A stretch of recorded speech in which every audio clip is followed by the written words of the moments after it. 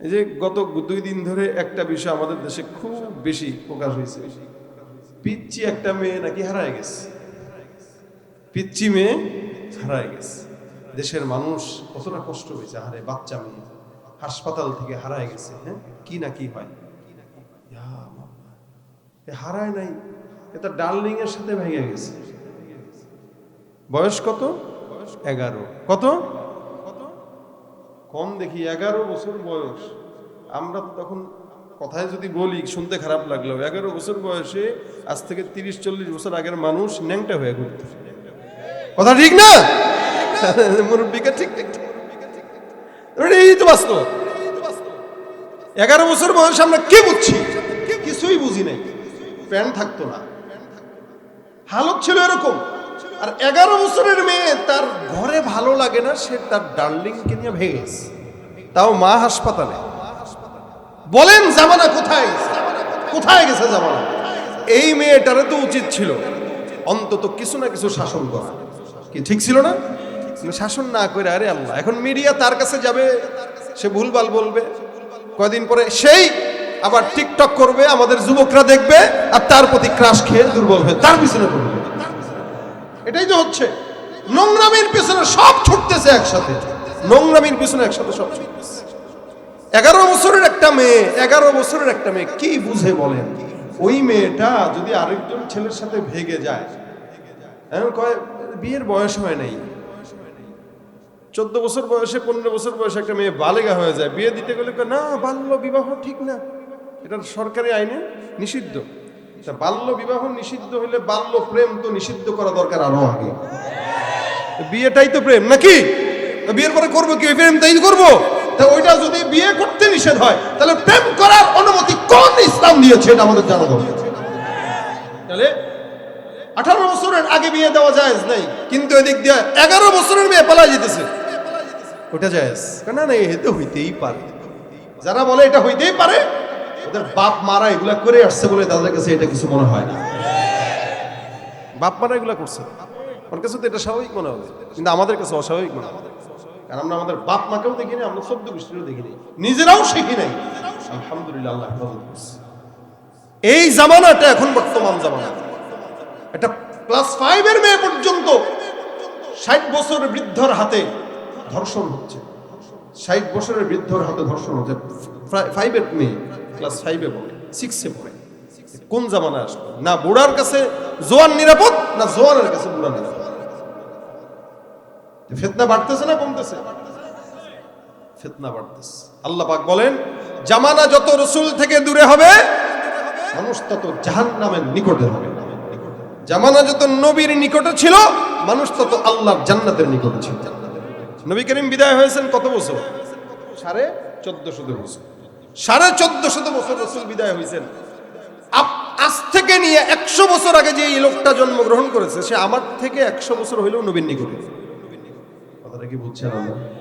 আজ থেকে 10 দিন আগে যে সন্তানটা জন্মগ্রহণ করছে, 10 দিন পরের জন্মগ্রহণ করা সন্তান থেকে 10 দিন আগের সন্তান 10 দিন হলেও নবীর নিকটে। তার মানে সে আল্লাহর জান্নাতে। নবী বলেন শেষ জামানায় হালও তবে এরকম, সকালবেলা একজন মানুষ থাকবে ইমানদার, বিকালবেলা তো কাফের।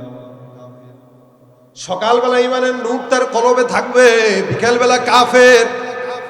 আবার ওই বান্দাটা ইমানটা তার কলবের মধ্যে রাখা এত কঠিন হয়ে যাবে, আগুনের অঙ্গার হাতের মধ্যে রাখা যত কঠিন, একজন ইমানদারের কলবের মধ্যে ইমান রাখা তার চাইতেও কঠিন হয়ে যাবে। ভাইরা আমার, এই কারণে আল্লাহ পাক রব্বুল আলামিন বলেন, ওয়াস-সাবিকুনা আস-সাবিকুন উলাইকাল মুকাররাবুন ফি জান্নাতিন নাঈম সুল্লাতুম মিনাল আউয়ালিন ওয়া কলিলুম মিনাল আখিরিন।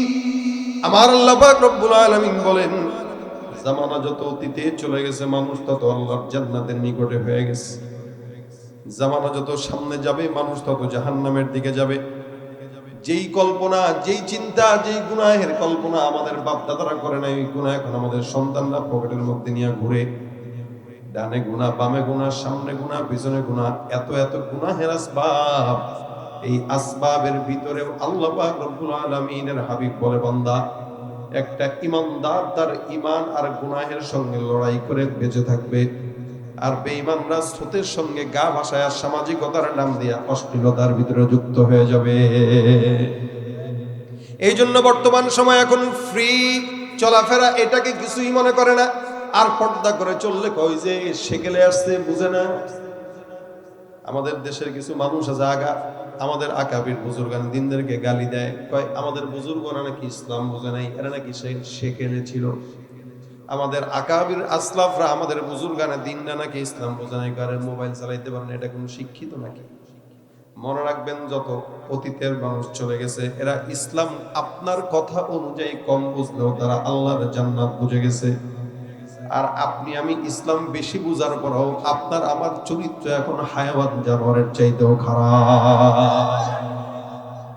ভাইরা আমার একটু বলি, মিলায় দেখেন তো, আজ থেকে 30-40 বছর আগের কথা যদি বলি, এলাকায় মা বোনরা হাঁটতো, এলাকার মধ্যে মা বোনরা বয়স 20 থেকে হোক, 40 হোক, 50 হোক, 60 হোক, আমরা এক সময় দেখতাম আমাদের মা বোনরা রাস্তায় যখন হাঁটতো, পরপুরুষ যখন রাস্তায় সামনে পড়ে যেত, মা বোনদের বয়স 40 হইলেও কি 50 হলেও কি 60 বছর বয়সের মুরব্বীরাও পর্যন্ত কোনো পরপুরুষ দেখার সঙ্গে সঙ্গে করোনাটাই পর্যন্ত ঢেকে দিয়া কোনো গাছের আড়ালে লুকায়া যাইত।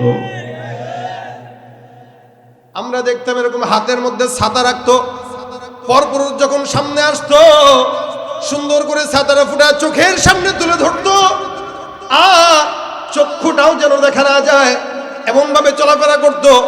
বোরকাটাও যদি পড়তো, বোরকার মধ্যে ছিল 20টা তালি, আর কিছু কিছু জায়গায় ফুটাও ছিল, কিন্তু ভিতরে হুর, ভিতরে সুন্দরী নারী, বাহিরে দেখলে বোঝার উপায় নেই। পরপুরুষ দেখার সঙ্গে সঙ্গে বিল্ডিং এর আড়ালে লুকাইতো, কলা গাছের চিপায় লুকাইতো, মসজিদের আড়ালে লুকাইতো। আর বর্তমান সময়ে নারীদেরকে পর্দার কথা বললে ফতুয়াবাজি বলে গালি দেয়।